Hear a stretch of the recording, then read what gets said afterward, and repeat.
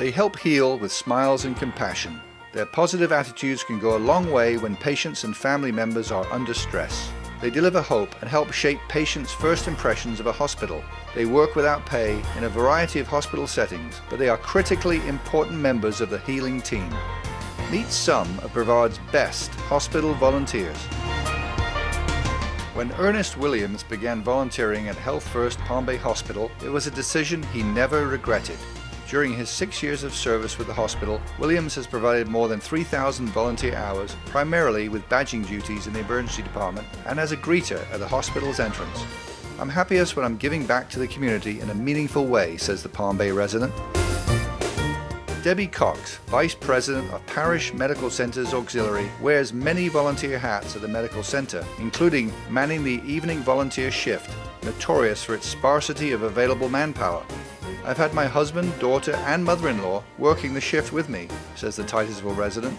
Cox, who began volunteering 4 years ago, has already clocked 5,500 hours. In her service to Cape Canaveral Hospital, Sue Lofton had given more than 12,000 hours of her time.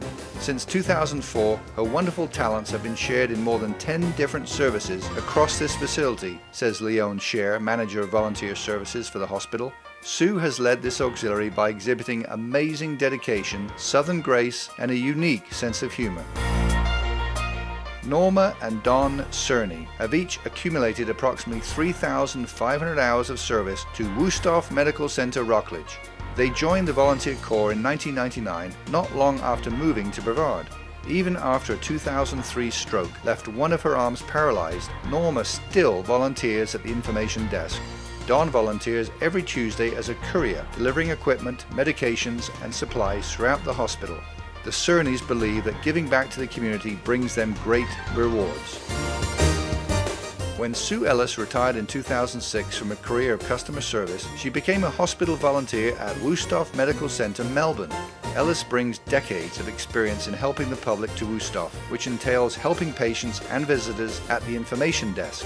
As the first point of contact at the hospital, Ellis has the critical job of helping anyone who goes into Wusthof, Melbourne, feel right at home.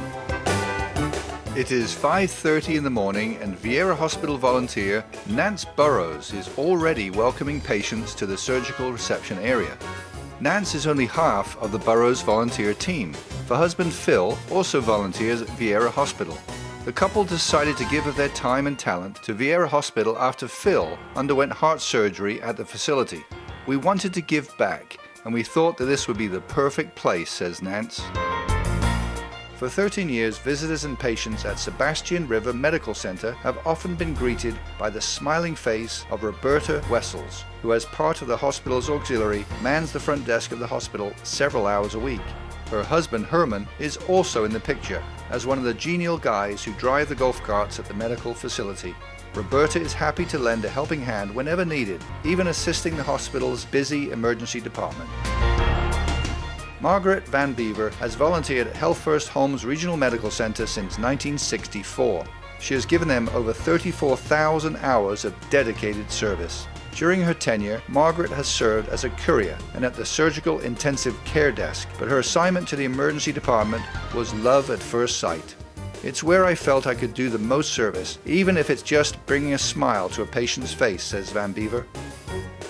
Your 2016 Central Florida Humanitarians are hospital volunteers.